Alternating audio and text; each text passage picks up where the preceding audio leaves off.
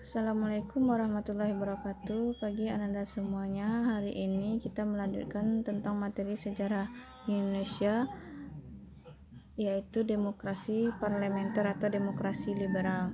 Kita telah mengetahui bahwasanya sebelum Indonesia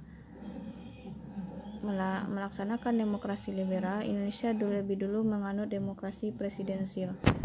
Kita singgung sedikit masalah demokrasi presidensial. Pada masa demokrasi presidensial ini, kita mengetahui bahwasanya kepemimpinan legislatif atau parlemen itu diambil alih oleh Komite Nasional Indonesia Pusat.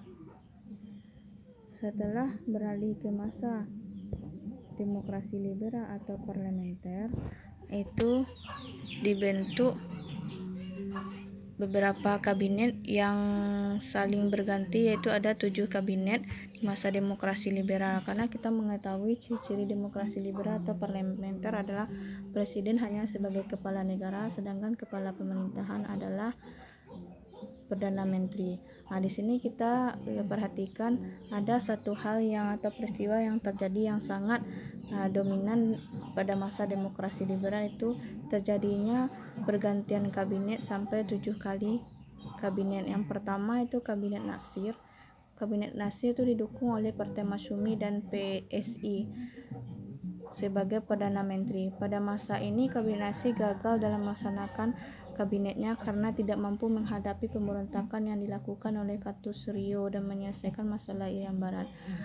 Kartosuryo itu merupakan pemberontakan yang dilakukan oleh DITI atau Darul Islam yang ingin menjadikan Indonesia sebagai negara Islam. Yang kedua itu ada Kabinet Sukiman 1951 sampai 1952. Kabinet Sukiman didukung oleh koalisi Masyumi dan PNI. Kegagalan Kabinet Sukiman dalam mengatasi gerakan Kartosuryo membuat pemerintah kehilangan dukungan.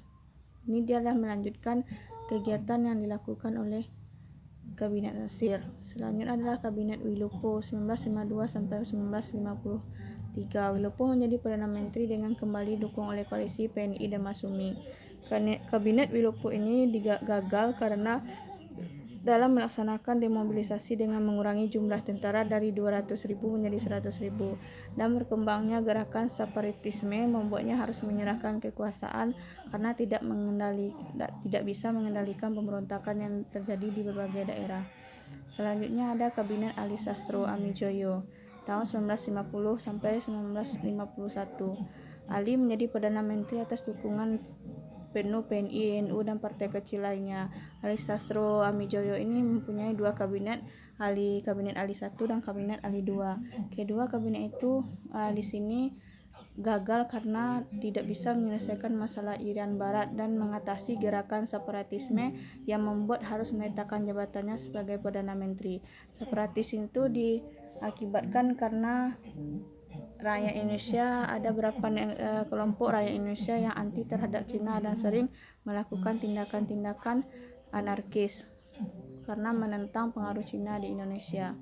Selanjutnya ada Kabinet Burhanuddin Harahap tahun 1955 dan 1956. Pada masa Burhanuddin Harahap inilah dilaksanakan pemilu pertama pemilihan anggota DPR. Kabinet Burhanuddin Harahap ini didukung oleh Partai Masyumi, PSI, dan Nahdlatul Ulama.